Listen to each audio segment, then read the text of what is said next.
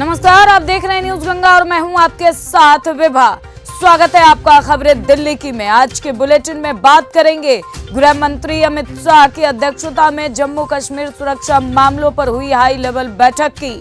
बताएंगे आपको दिल्ली में वोटिंग और मतगणना के दिन कितने बजे से चलेगी मेट्रो, दिखाएंगे वोटिंग से पहले दिल्ली बीजेपी की बड़ी कार्रवाई और बुलेटिन के आखिरी में देखेंगे दिल्ली पुलिस की कार्रवाई। लेकिन दिन भर की तमाम खबरों से पहले एक नजर डालेंगे सुर्खियों पर। दिल्ली चुनाव के लिए मतदान दल अलग अलग विधानसभा क्षेत्रों के लिए हुए रवाना। पीएम मोदी आज शाम 5 बजे लोकसभा को किया संबोधित। मनमोहन सिंह मेमोरियल के लिए दिया गया प्रणब मुखर्जी के बगल वाला प्लॉट। सीएम आतिशी के खिलाफ आचार संहिता उल्लंघन का केस दर्ज। दिल्ली में जम्मू कश्मीर सुरक्षा मामलों पर गृह मंत्री अमित शाह की अध्यक्षता में महत्वपूर्ण बैठक की गई। इस बैठक में गृह मंत्रालय के आला अधिकारी और जम्मू कश्मीर प्रशासन के वरिष्ठ अधिकारी मौजूद रहे। घाटी में सुरक्षा और अन्य महत्वपूर्ण बिंदुओं पर इस बैठक में चर्चा की गई। दिल्ली में विधानसभा चुनाव के मद्देनजर लगभग सभी तैयारियां पूरी कर ली गई है। इस बीच दिल्ली मेट्रो रेल कॉरपोरेशन की ओर से चुनाव को लेकर बड़ी पहल की गई है। दिल्ली मेट्रो चुनाव कार्य में लगे कर्मियों की सुगमता की खातिर मतदान और मतगणना के दिन अपने प्रारंभिक स्टेशन से तड़के सुबह 4 बजे अपनी सेवा का परिचालन शुरू कर देगी।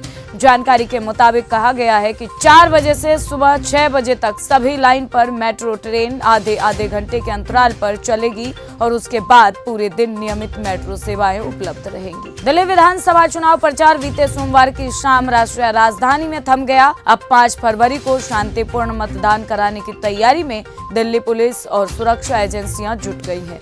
इस बीच दिल्ली पुलिस ने आगामी बुधवार को विधानसभा चुनाव के दौरान मतदान केंद्रों पर सोशल मीडिया रील बनाने वालों के लिए चेतावनी जारी की है।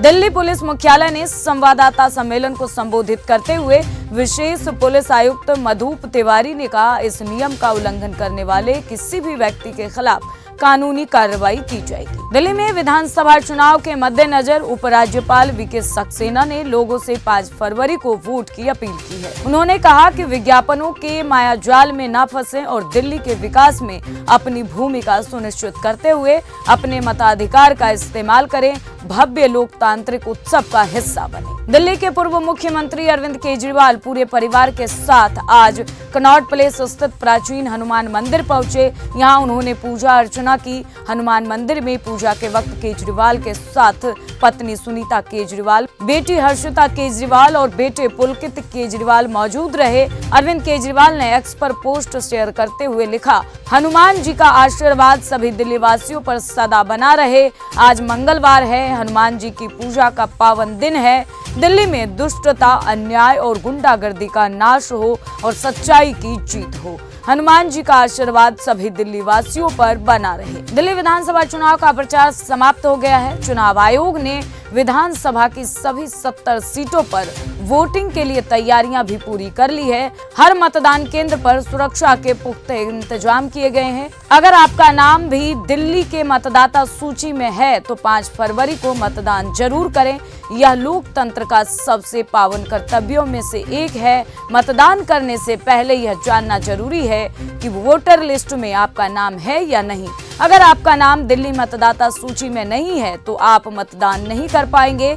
इस समस्या का समाधान निकालने के लिए चुनाव आयोग ने वोटर हेल्पलाइन ऐप जारी किया है। वोटर हेल्पलाइन ऐप में सभी सवालों के जवाब मौजूद हैं। भारतीय जनता पार्टी ने वोटिंग से पहले पार्टी नेता मनोज गर्ग को 6 साल के लिए पार्टी से निष्कासित कर दिया है। पार्टी के आधिकारिक उम्मीदवार के खिलाफ काम करने के चलते गर्ग के खिलाफ पार्टी ने ये कार्रवाई की है। बीजेपी की तरफ से जारी बयान में कहा गया है कि प्रदेश अध्यक्ष वीरेंद्र सचदेवा के निर्देश पर यह कार्रवाई की गई है। दिल्ली बीजेपी की ओर से इस संबंध में एक पत्र भी जारी किया गया है। इसमें पार्टी के महामंत्री योगेंद्र चांदोलिया ने हस्ताक्षर किए हैं।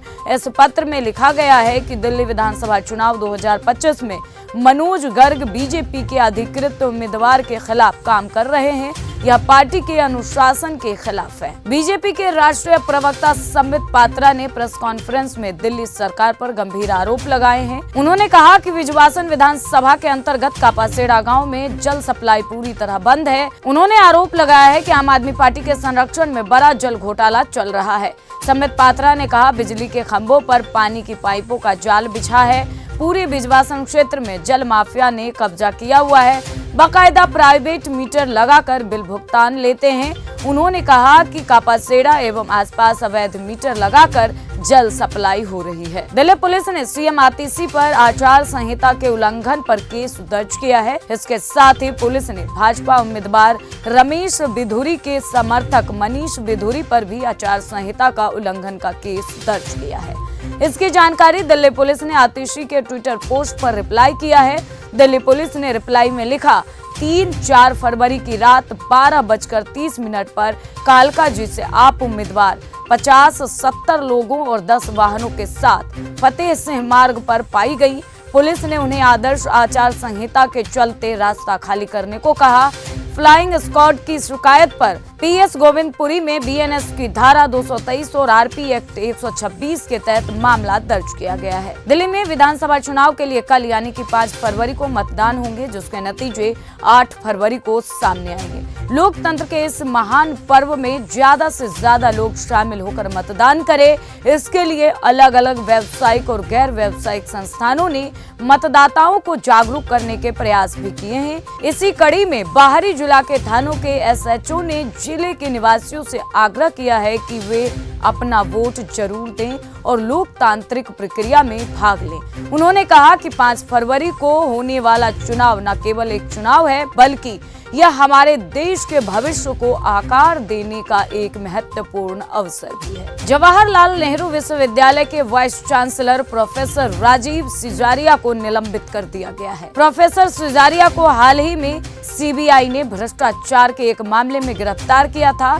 जेएनयू के वीसी द्वारा जारी आदेश में कहा गया है कि जेएनयू के Atal Bihari Vajpayee school of management and entrepreneurship के प्रोफेसर सिजारिया को पहली नजर में भ्रष्टाचार के मामले में शामिल पाया गया है। वीसी के मुताबिक यह मामला आंध्र प्रदेश के गुंटूर के वंडेश्वरम के कोनेरू लक्ष्मैया एजुकेशन फाउंडेशन को मान्यता रेटिंग हासिल करने के लिए रिश्वतखोरी के आरोप में जुड़ा है। दिल्ली के बवाना विधानसभा क्षेत्र में आम आदमी पार्टी के उम्मीदवार जय भगवान उपकार ने भारतीय जनता पार्टी पर गंभीर आरोप लगाए हैं। उनका कहना है कि बीती रात पुलिस सुरक्षा में 20 बसों के जरिए मतदाताओं को अजमेर भेजा जा रहा था ताकि वे मतदान में हिस्सा न लें।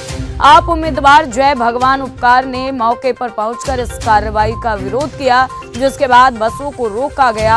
आपका आरोप है कि बीजेपी पूरी दिल्ली में मुस्लिम मतदाताओं को मतदान से रोकने की योजना बना रही है। दिल्ली विधानसभा चुनाव के प्रचार का दौर अब थम चुका है और अब 5 फरवरी को सभी 70 सीटों पर एक ही चरण में मतदान किए जाएंगे, जिसके लिए दिल्ली पुलिस ने पहले से ही कमर कस रखी है और सभी जिलों की पुलिस आदर्श आचार संहिता का पालन करते हुए कानून व्यवस्था बनाए रखने के साथ अपराध और अपराधियों के खिलाफ सख्त कार्रवाई कर रही है। खास तौर पर अवैध शराब तस्करों पर इस दौरान पैनी नजर रखी जा रही है, जिसके परिणाम स्वरूप दक्षिणी जिला पुलिस ने 2 मामलों में अवैध शराब की बड़ी खेप को पकड़ने के साथ एक अंतर्राज्यीय शराब तस्कर को गिरफ्तार करने में कामयाबी पाई है। इन मामलों में पुलिस ने कुल 6,980 क्वार्टर अवैध शराब बरामद किए हैं। दिल्ली के पटियाला हाउस कोर्ट ने अपहरण और जबरन वसूली के मामले में आरोपी पूर्व रॉ एजेंट विकास यादव को 24 मार्च 2025 तक फिजिकल पेशी से छूट दी है। विकास यादव ने जान को खतरा बताते हुए पेशी से राहत मांगी थी। पटियाला हाउस कोर्ट ने पूर्व रॉ एजेंट की याचिका स्वीकार करते हुए अगली सुनवाई तक व्यक्तिगत हाजिर होने से छूट देने का फैसला सुनाया है। आज की सुनवाई पर जांच अधिकारी कोर्ट में पेश नहीं हो पाए। कोर्ट को बताया गया कि जांच अधिकारी दिल्ली विधानसभा चुनाव में ड्यूटी पर तैनात हैं। कोर्ट ने मामले की अगली सुनवाई 24 मार्च तक टाल दी है। 5 फरवरी को दिल्ली में विधानसभा चुनाव के लिए मतदान है। चुनाव से पहले 220 करोड़ रुपए मूल्य से अधिक की नकदी, मादक पदार्थ और कीमती धातुएं जब्त की गई हैं। दिल्ली के मुख्य निर्वाचन अधिकारी कार्यालय ने इसकी जानकारी दी है। चुनाव प्रचार के आखिरी दिन सीईओ ने बताया कि जब्त किए गए सामान में 88 करोड़ रुपए के मादक पदार्थ, 81 करोड़ रुपए की कीमती धातुएं और लगभग 40 करोड़ रुपए की नकदी शामिल है। दिल्ली में मतदान 5 फरवरी को होना है, जिसके नतीजे 8 फरवरी को आएगा। फिलहाल इस बुलेटिन में बस इतना ही। देश और दुनिया की तमाम खबरों को देखने के लिए आप बने रहिए हमारे साथ। नमस्कार। ऐसी ही खबरों को सुनने और देखने के लिए सब्सक्राइब करना बिल्कुल मत भूलिएगा चैनल न्यूज गंगा। खबरें अच्छी लगी तो लाइक का बटन दबाना बिल्कुल मत भूलिएगा। कमेंट बॉक्स में टाइप भी कर सकते हैं और हाँ, शेयर करना भी बिल्कुल मत भूलिएगा।